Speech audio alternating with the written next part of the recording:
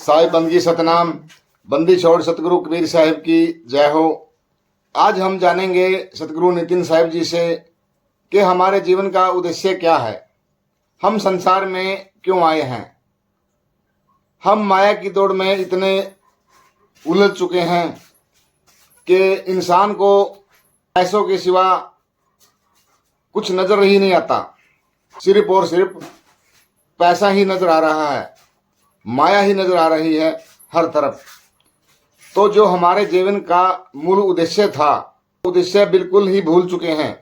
किसी को भी याद नहीं है कि हम यहाँ क्या करने के लिए आए हैं। हम यहाँ कोई धन दौलत माया इकट्ठी करने नहीं आए कि इस दुनिया के अंदर हम लेने क्या आए हैं और हम कर क्या रहे हैं।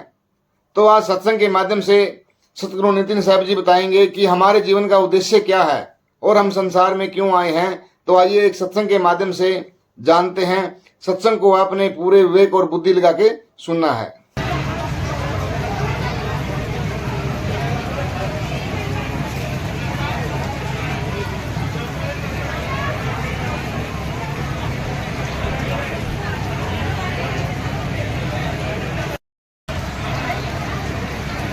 तो आज परमात्मा की अपार कृपा जो इस गांव में सतगुरु बंदी छोड़ कबीर साहिब के मूल ज्ञान का प्रचार होने जा रहा है। बहुत बड़े भाग होते हैं उन जीवों के जो इस ज्ञान को पूरे जीवन काल में एक बार भी सुन पाते हैं, और उससे भी बड़े भाग होते हैं उन जीवों के जो इस ज्ञान को थोड़ा सा भी समझ पाते हैं। क्योंकि इस ज्ञान को समझना बहुत मुश्किल है। सुनना आसान है, 1 घंटा आधा घंटा सुन के चले जाएंगे, लेकिन इसको समझने में इतना विवेक चाहिए, इतना विवेक चाहिए कि आप सोच भी नहीं सकते। तो आज मालिक की कृपा से इस गांव में ये सत्संग होने जा रहा है। तो सत्संग की शुरुआत परमात्मा के जयकारे से करेंगे और फिर सत्संग शुरू करेंगे। बोलिए परमपिता परमात्मा की, सतगुरु बंदी छोड़ कबीर साहिब की, सभी संतों की, सभी भक्तों की, आज के आनंद की, सकल हंस को बंदगी साहिब, बंदगी साहिब। तो कबीर साहब इस धरातल पे बार बार आते हैं हम जीवों को समझाने के लिए कि आखिर हमारे जीवन का लक्ष्य क्या है।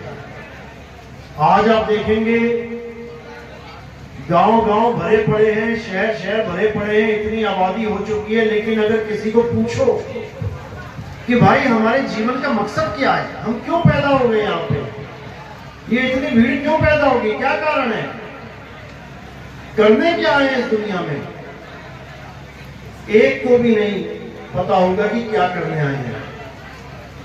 कोई कहेगा पैसा इकट्ठे करने आए हैं, कोई कहेगा मजे करने आए हैं, कोई कहेगा नाम बड़ा हो जाए, मशहूर हो जाए, यही जीवन का लक्ष्य है। कोई कहेगा बड़ा आदमी बन जाऊं, कोई कहेगा 2 4 5 बिल्डिंगें खरीद लूं, बड़े से बड़ा बिजनेसमैन बन जाऊं। बस यही तक ही सीमित है सबकी सोच। बड़ा आदमी बन भी गए, लाखों करोड़ों के मालिक बन भी गए, तब भी एक दिन सब यही छोड़ के चले जाना है। एक चवन्नी भी साथ नहीं ले जा सकते, एक पैसा भी नहीं ले जा सकते। तो क्या करने आए थे यहाँ पर? किसी को पता ही नहीं है कि हम पैदा क्यों हो गए, हमें इंसान क्यों बना दिया गया, कुत्ता बिल्ली बकरा क्यों नहीं बने हम। किसी को पता ही नहीं है कि इंसान जन्म मिला है तो मिला क्यों है। बस जिए जा रहे हैं, रोज सुबह उठ रहे हैं, खाना खा रहे हैं, काम पे जा रहे हैं, वापस आके सो जा रहे हैं। हो गया एक दिन, वही दूसरा दिन, वैसा ही तीसरा दिन, करते करते सारी उम्र काट दी, बूढ़े हो गए, मरने वाले हो गए, लेकिन आज तक यही समझ में नहीं आया कि मैं करने क्या आया था। कबीर साहब समझाते हैं कि हे मनुष्य, हे जीव, तू यहां क्या करने आया है, अच्छी तरह समझ ले। तू यहां पर इस भव बंधन को, इस बार बार जन्म और मरण के चक्कर को खत्म करने आया है इंसानी चोले में। इंसान जन्म जिसको मिल जाता है उसके पास एक सुनहरा अवसर आ जाता है इस जन्म मरण को खत्म करने का। अगर इंसान जन्म नहीं है तो ये 84 लाख में जाना पड़ेगा, फिर अवसर नहीं मिलेगा। फिर तो शेर दौड़ाएगा और हिरण भागेगा, फिर कुत्ता दौड़ाएगा बिल्ली भागेगी, फिर बिल्ली दौड़ाएगी चूहा भागेगा, फिर जान बचाते ही 84 कटेगी तुम्हारी। वहां कोई कोर्ट कचहरी नहीं है कि 4 शेरों ने एक हिरण को पकड़ लिया तो एफआईआर दर्ज हो रही है, कोई ना पूछने वाला। जंगल छोड़ो, शहरों में देख लो, कसाई के दरवाजे पे 4 बकरे बंधे हुए हैं, कोई पूछने वाला नहीं है कि क्या हाल है तेरा, आज तेरी मौत आने वाली है। ऐसी दुर्गति हो जाएगी 84 में चले गए तो। इसलिए कबीर साहब समझा रहे हैं जीव को कि 1,84 भटक के अब पांव पे अटके आए और अब की पासा ना पड़ा तो फिर 84 जाए। पासा यानी अगर अब की बार भी बाजी हार गया तो मेरे भाई वापस किसी बकरी के, किसी गाय के, किसी शेरनी के, किसी हथिनी के गर्भ में जाना पड़ेगा। जैसे इस बार तुम अपनी माता के गर्भ में आ गए। ये जो तुम्हें शरीर मिला है, ऐसा शरीर क्यों मिला है? क्योंकि तुम्हारे माता और पिता का ऐसा शरीर था। अगला जन्म अगर बकरी की गर्भ में चले गए तो वैसा शरीर मिलेगा जैसे बकरा बकरी का है। 2 सींग मिल जाएंगे, पूंछ मिल जाएगी और पत्ते खाते फिरोगे। तो इसी को समझाया जा रहा है कि 84 से बचना है तो इस इंसान जन्म का, इसकी गुणवत्ता को जान लो, इसकी महानता को जान लो। बड़े बड़े देवी देवता भी इस इंसान जन्म के लिए तरसते हैं कि हमें भी इंसान जन्म मिल जाए, हम भी कोई गुरु धारण करके भक्ति करें और मुक्ति प्राप्त करें। गुरबाणी कहती है इस देही को सिमरे देव और सो देही कर हर की सेव। कि देवी देवता भी तरसते हैं कि हमें एक बार इंसान जन्म मिल जाए। अरे भगवान विष्णु भी इंसान बन के आए हैं, इतनी महान है ये इंसान जन्म योनि, लेकिन हमें इसकी कदर ही नहीं है। क्यों कदर नहीं है? क्योंकि एक राक्षस है। आपने राक्षसों के नाम सुने होंगे। सतयुग में कौन राक्षस थे? हिरण्याकश्यप। त्रेता में कौन सा राक्षस था? रावण। द्वापर में कौन सा राक्षस था? कंस। कलयुग में कौन सा राक्षस है? कलयुग में ऐसा राक्षस है जिसके चरणों की धूल भी नहीं है रावण, जिसको कहते हैं बहुत बलशाली था, 4 वेद का ज्ञाता था, बहुत बड़ा महान पंडित था। जो कली में राक्षस है, कलयुग में जो राक्षस है, उसके चरणों की धूल भी नहीं है। वो इतना खतरनाक राक्षस है। तो 3 युगों में जिन राक्षसों का संहार किया गया, हम आज तक उन्हीं की पूजा करते आए हैं मंदिरों में। विष्णु जी के मंदिर, राम जी के मंदिर, कृष्ण जी के मंदिर, वो चले गए, वो राक्षस गए। अब कलयुग में कहां जाएं, कौन से मंदिर में जाएं? क्योंकि कलयुग का जो राक्षस है वो अभी तक मारा ही नहीं गया है। और उस कलयुग के राक्षस को कौन मारेगा? एक नाम सुना होगा आपने, कल्कि अवतार। कल्कि अवतार के बारे में आपने जरूर सुना होगा कि कल्कि अवतार आएंगे। लेकिन अगर पूछो कि भैया क्यों आएंगे, क्या करने आएंगे, क्या करने आएंगे? उसी राक्षस का संहार करने आएंगे जो सब राक्षसों में सबसे बड़ा राक्षस है। इतना बड़ा राक्षस है कि पूरा संसार उसके मुंह में समाया हुआ है, पूरा संसार, लेकिन उसके बारे में किसी को पता ही नहीं है। उस राक्षस का क्या नाम है? उसका नाम है कली काल। उसी का वध करने के लिए कल की अवतार आएंगे। अब हमने उस राक्षस से बचने की योजना बनानी है।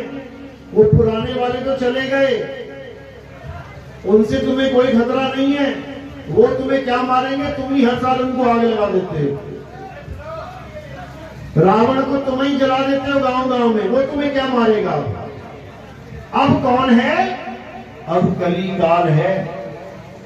और ये क्या करता है? इसका सबसे बड़ा जाल है इंसानी जन्म को बर्बाद करना। ये तुम्हें पता ही नहीं लगने देगा सारी उम्र कि तुम्हें इंसान जन्म आखिर मिला क्यों है। इसी भेद को बताने के लिए कबीर साहब आते हैं।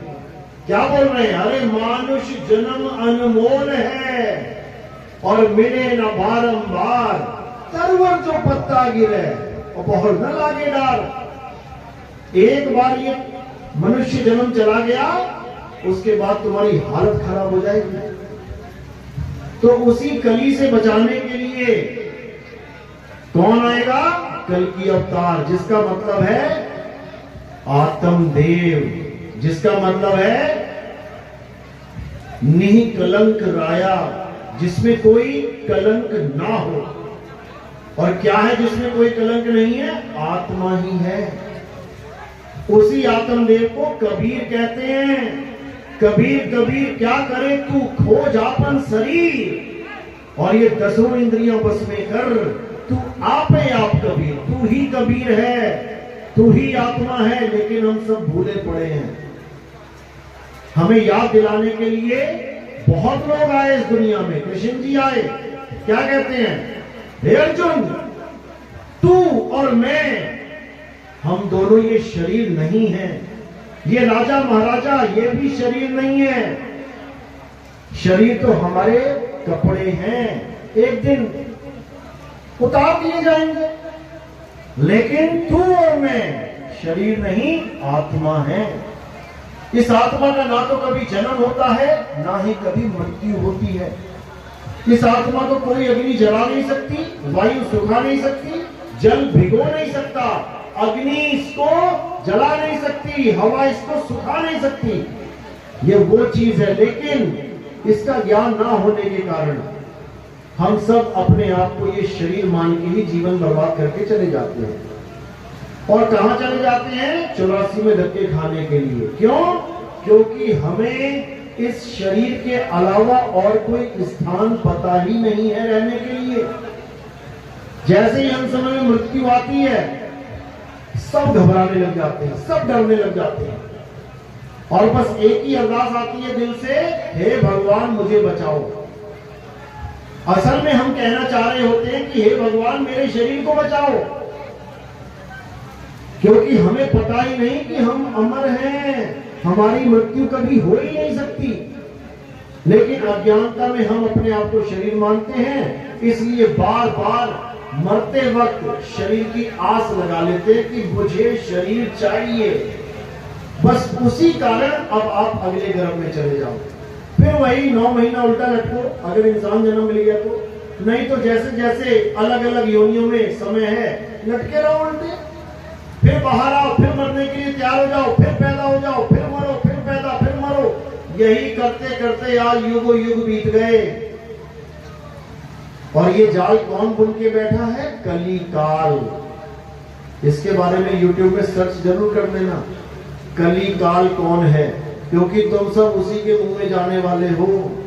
वो सबको चबाने के लिए बैठा है, सबको। उस काल से कोई बचा ही नहीं आज तक। लेकिन कबीर साहब समझा रहे हैं कि तू बच सकता है। कैसे? अरे बचना चाहो काल जाल से, तो चीनो शब्द हमारा, और कहे कबीर अमर कर राखूं जो निज होए हमारा।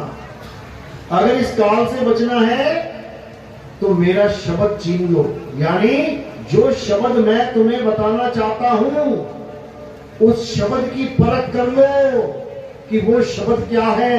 केवल वही एक जरिया है कली काल को खत्म करने का, नहीं तो तुम्हारी दुर्दशा पक्की होनी है, चाहे कोई भी है। बड़े से बड़ा राजा महाराजा, बड़े से बड़ा ऋषि मुनि, बड़े से बड़ा पीर पैगंबर, बड़े से बड़ा देवी देवता, वो भी काल जाल से नहीं बच पाए। लेकिन एक ही तरीका है और वो है शब्द को चीनना। शब्द क्या है? लोग कहते हैं भगवान को पाना है, मृत्यु से बचना है तो नाम जपो। बिल्कुल गलत है। कबीर साहब कहते हैं नाम बिल्कुल मत जपना। नाम जपने का मतलब ऐसा हो गया जैसे तुम्हें प्यास लगी है और कोई तुम्हें कह रहा है कि पानी पानी का नाम जपो। तुम सारी उम्र नाम जपते रह जाओगे लेकिन तुम्हारा गला गीला नहीं होगा। क्या प्यास बुझेगी पानी जपने से?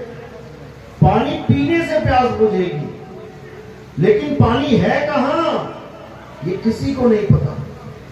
इसलिए साहिब समझा रहे हैं, मोह को कहां ढूंढे रे बंदे, मैं तो तेरे पास में। पानी बिल्कुल हमारे पास में है लेकिन हमें उसका ज्ञान ही नहीं है। जो भी कोई महात्मा संत महात्मा आ रहा है उससे पूछ रहे हैं भैया परमात्मा कैसे मिलेगा गुरुजी, तो क्या बोल रहे हैं? नाम जपो, नाम जपो, नाम जपो। अरे पानी पानी 100 साल जपते रहो, पानी मिलने वाला नहीं है। इसलिए साहिब ने निबेड़ा कर दिया, वो को कहां ढूंढे रे बंदे, मैं तो तेरे पास में। ना मैं जप में, ना मैं तप में, और ना एकांत निवास में। ना मैं जप में, तुम सारी उम्र राम राम राम राम राम करते रहो, सारी उम्र राधे राधे करते रहो। मुसलमान है तो सारी उम्र अल्लाह अल्लाह करते रहो। सिख है सारी उम्र वाहिगुरु वाहिगुरु करते रहो। कबीरपंथी है सारी उम्र सतनाम सतनाम जपते रहो। कल्याण होने वाला नहीं है। अब कल्याण कैसे होगा? पहले तो नाम जपना छोड़ दे। पानी कैसे मिलेगा? पहले तो पानी पानी जपना छोड़ दे। अब क्या करें? अब पानी को ढूंढ, वो है कहां? तो कह रहे हैं ना मंदिर में, ना मस्जिद में, और ना काबे कैलाश में, खोजी होए तुरंत मिल जाऊं एक पल की तलाश में। एक पल में तुम्हें पता लग जाएगा कि मेरा परमात्मा है तो है कहां।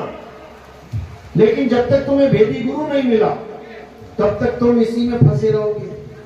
इन्हीं मंत्रों में, इन्हीं जंत्रों में, इन्हीं तंत्रों में कोई निकलने वाला नहीं है, क्योंकि कली काल का जाल ही यही है।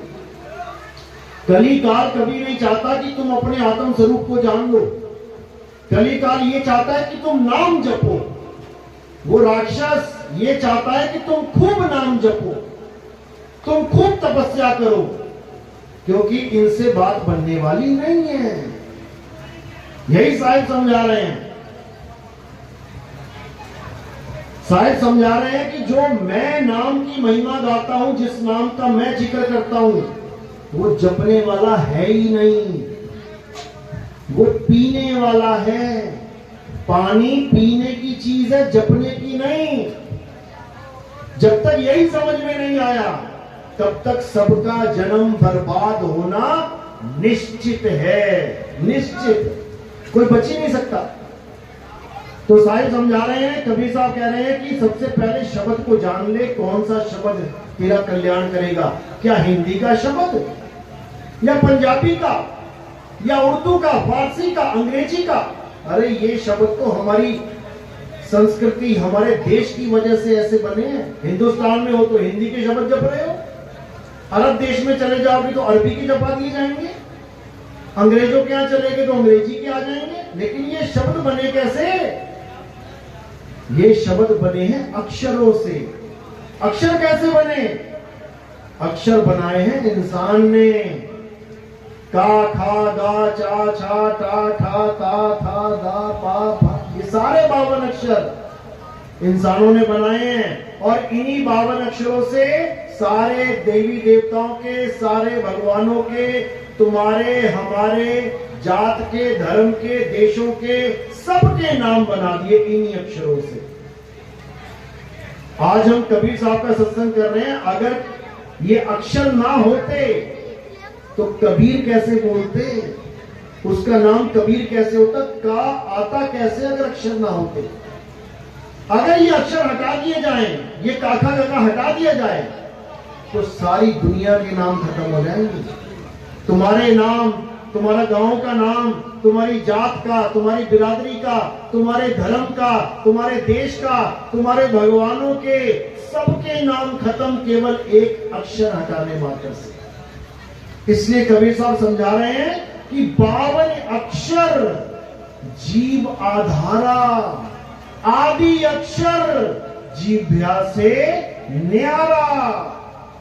जो असली नाम है भगवान का, जो असली नाम है परमात्मा का, वो इन अक्षरों में आता ही नहीं है। और जितने भी गुरु बैठे हैं ये सारे संसार में, ये तुम्हें अक्षर पकड़ा रहे हैं, यानी तुम्हारी प्यास को पानी पानी जपवा के बुझाने की बात कर रहे हैं। कभी नहीं बुझेगी, तुम्हें ये नाम छोड़ने पड़ेंगे और तुम्हें उसको खोजना पड़ेगा जो तुम्हारे पास है, जिसकी वजह से तुम्हारी काया चल रही है। ये हाथ बांध के खड़े हो, सीधे खड़े हो, ये सब इसलिए है क्योंकि आत्मा है। कुर्सी पे बैठे हो, खाना खा रहे हो, चल रहे हो, बोल रहे हो, क्योंकि आत्मा है। अगर ये आत्मा ना है तो तुम भी नहीं हो, यहीं पड़े होंगे कहीं पे। तो उस आत्मा को खोजना है, वो है असली पानी, उससे प्यास बुझेगी। तो साहिब क्या बोल रहे हैं, अरे जल में मीन प्यासी और मोहे देखत आवे हांसी, आत्म ज्ञान बिना नर भटके, कभी काबा कभी काशी। जिसको तुम भगवान कह रहे हो कि मैं भगवान की पूजा करना चाहता हूं, वो किसी मंदिर में नहीं है, वो तुम्हारी आत्मा में बसा हुआ है। हनुमान जी को जब पूछा विभीषण ने, अब तो राम जी जा रहे हैं, अब कैसे मिलोगे, तो हनुमान जी ने कोई मंदिर का एड्रेस थोड़ी नहीं बताया। क्या बताया, उन्होंने अपना सीना चीर के दिखा दिया। उन्होंने कहा भैया मेरे सिया राम मेरे अंदर बसते हैं, मुझे इन मंदिरों की जरूरत नहीं है। लेकिन हमें मंदिरों की जरूरत पड़ रही है। क्यों?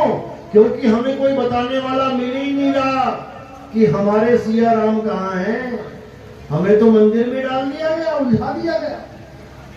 और सिया राम मिलेंगे कैसे?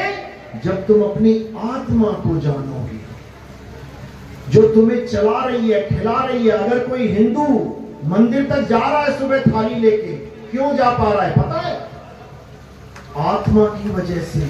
अगर कोई मुसलमान मस्जिद तक जा रहा है नमाज पढ़ने, क्यों जा पा रहा है? आत्मा की वजह से। अगर कोई सिख ईसाई अपने अपने तीर्थ स्थानों पे जा रहे हैं, क्यों जा पा रहे हैं? आत्मा की वजह से। इसी आत्मा की वजह से तुम्हारे सारे पूजा पाठ चल रहे हैं, तुम सारे मंत्र जप पा रहे हो, तुम हर काम कर पा रहे हो, तुम सबको जान गए, लेकिन अपनी आत्मा को नहीं जान पाए। आत्मा का नाम सुना है सबने? हाथ खड़ा करो जरा। किस किस ने आत्मा का नाम सुना है? बस 2-4-5 लोगों ने। सबने सुना है, चाहे खड़ा करो चाहे मत खड़ा करो, सबने सुना है। ऐसा कोई है ही नहीं जिसने आत्मा का नाम ना सुना हो। अपनी अपनी आत्मा लेके आए हो सारे। किसी की घर छूट गई हो, लाए हो, बहुत अच्छी बात है। कैसी है आत्मा? कैसी होती है आत्मा? एक भी जवाब नहीं दे सकता कोई। छोटे से छोटा बच्चा और बूढ़े से बूढ़ा आदमी ये बता ही नहीं सकता कि आत्मा होती कैसी है। क्यों? क्योंकि आत्म ज्ञानी गुरु कभी मिला ही नहीं। कौन सा मिल गया गुरु? ये नाम जपने वाला, ये तपस्या करवाने वाला, मंदिर मस्जिद गुरुद्वारों में भेजने वाला, तीर्थों में भेजने वाला, नदियों में डुबकियां लगवाने वाला, ऐसे गुरु बहुत मिल गए। लेकिन आत्मा का ज्ञानी गुरु ये नहीं मिला। नहीं तो तुम्हें पता होता कि मेरा शरीर क्या है और मेरी आत्मा क्या है। यही कृष्ण जी समझा रहे हैं कि हे अर्जुन, मेरी पूजा करने वाला इस संसार में कोई है ही नहीं, मेरी पूजा कोई कर ही नहीं सकता। जो सोचते हैं मैं तो नाम जपता हूं राधे राधे कृष्ण कृष्ण, उनका नाम वो है ही नहीं। ये तो 52 अक्षर के नाम है, ये 52 अक्षर के नाम है, ये अक्षर हटा दो कोई नाम नहीं। मूर्ति सोच रहा है बंदा कि कृष्ण जी की मूर्ति शायद कृष्ण जी है, अरे वो तो कह रहे हैं मैं शरीर भी नहीं हूं, मैं आत्मा हूं, और तुमने शरीर को छोड़ के एक मूर्ति को कृष्ण जी समझ लिया। क्या कृष्ण जी पत्थर के थे? कृष्ण जी पत्थर के थे क्या? नहीं थे। तो तुमने कैसे मान लिया कि वो पत्थर के हैं? कृष्ण जी का स्वरूप जानना है, गीता पढ़ो, अध्याय 3 17वां श्लोक। हे अर्जुन, मुझे वही प्राप्त कर सकता है जो अपनी आत्मा में रमण करेगा, जो अपनी आत्मा में तृप्त हो जाएगा, जो अपनी आत्मा में संतुष्ट हो जाएगा, वही मुझे प्राप्त कर सकता है। नहीं तो 84 में जाने के लिए तैयार रहो, एक भी नहीं बच पाएगा, एक भी। क्योंकि हमें पता ही नहीं है कि हमने करना क्या है। तो कृष्ण जी यही समझा रहे हैं कि अगर तुम, अध्याय 4 34वां श्लोक, अगर तुम सत्य को जानना चाहते हो, इस संसार में आखिर सत्य है क्या?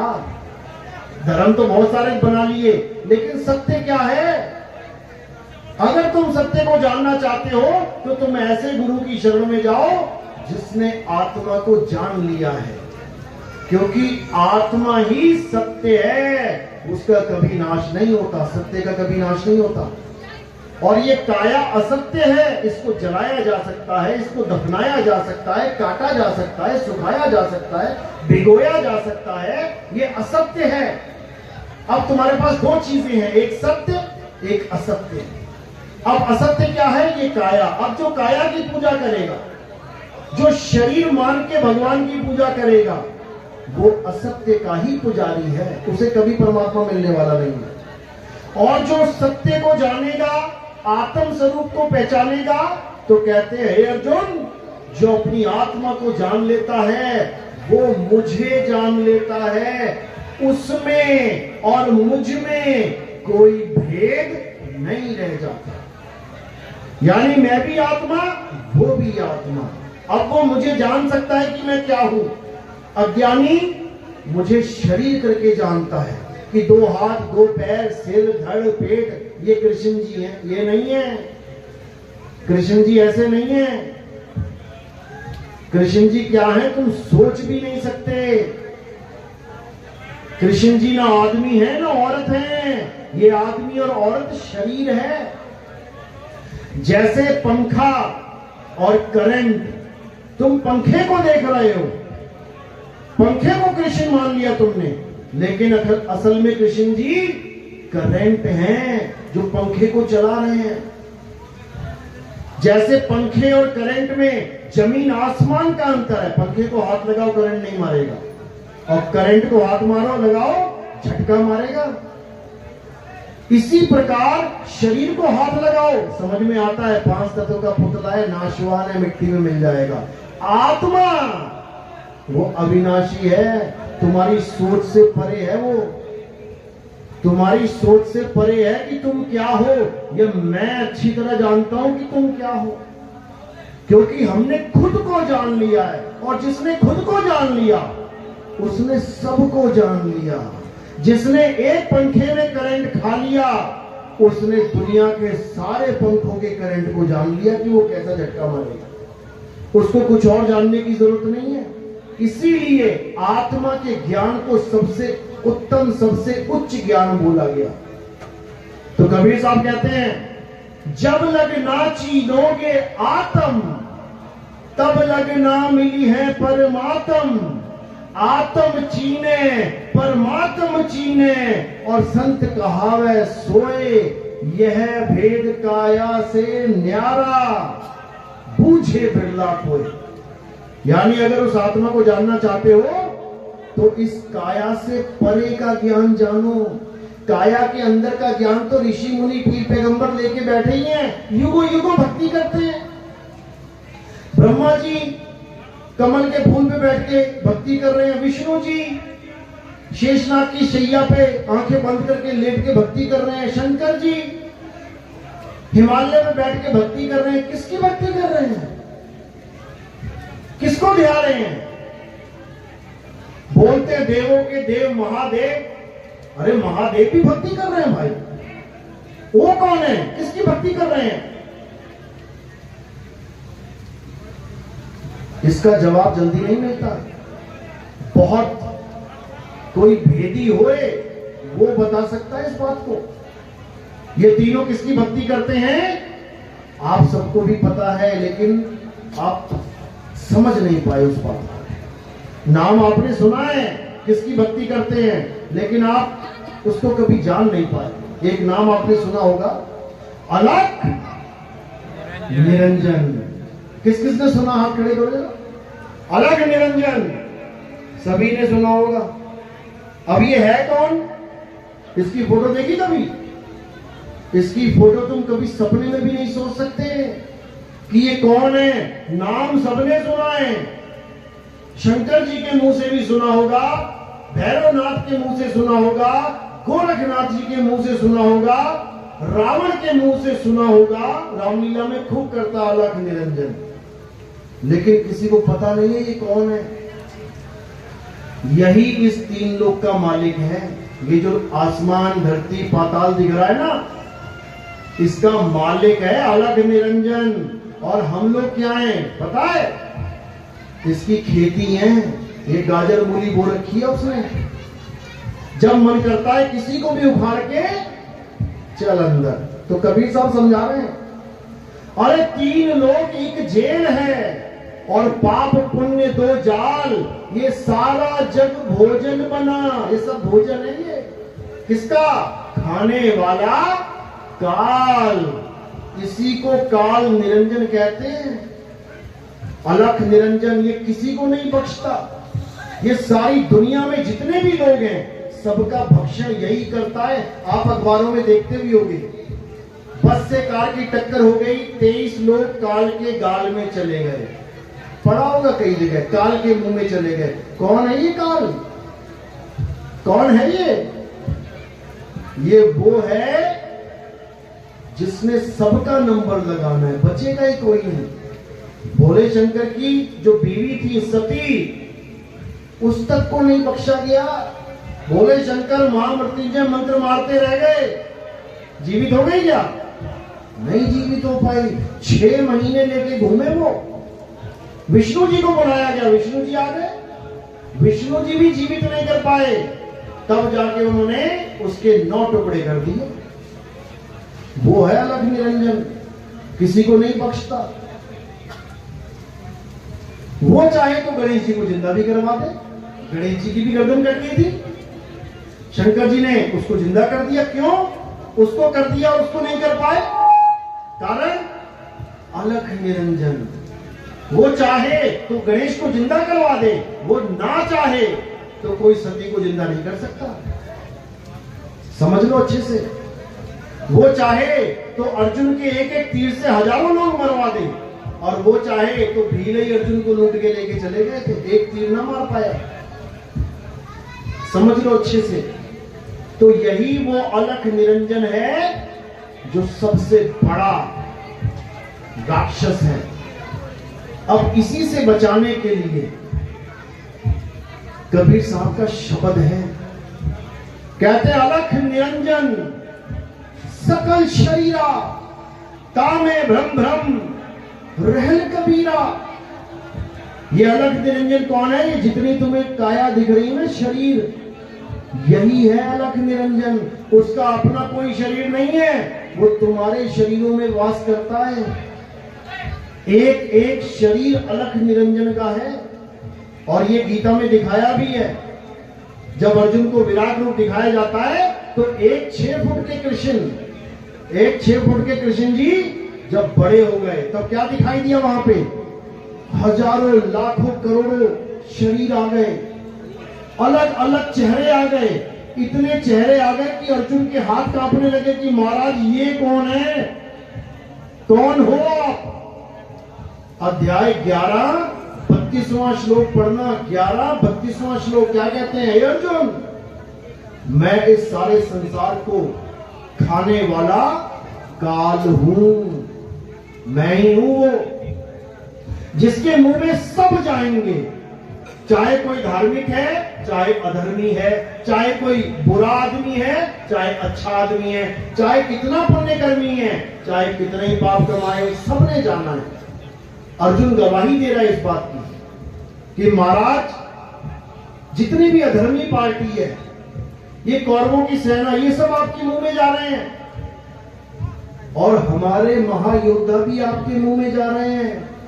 अरे आप तो धर्म की स्थापना करने के लिए आए हो, धर्मियों को तो मत मारो, सबका सफाया किया जाएगा। तो उसी निरंजन से बचने के लिए हमारे पास केवल एक ही फॉर्मूला है और वो है सतगुरु कबीर साहब का शब्द। और वो शब्द जिसको सार शब्द कहते हैं, तो साईं बीजक में कह रहे हैं, सार शब्द कहीं बांची हो, मानो एतबारा, अक्षर पुरुष एक पेड़, अलख निरंजन वाकी डारा।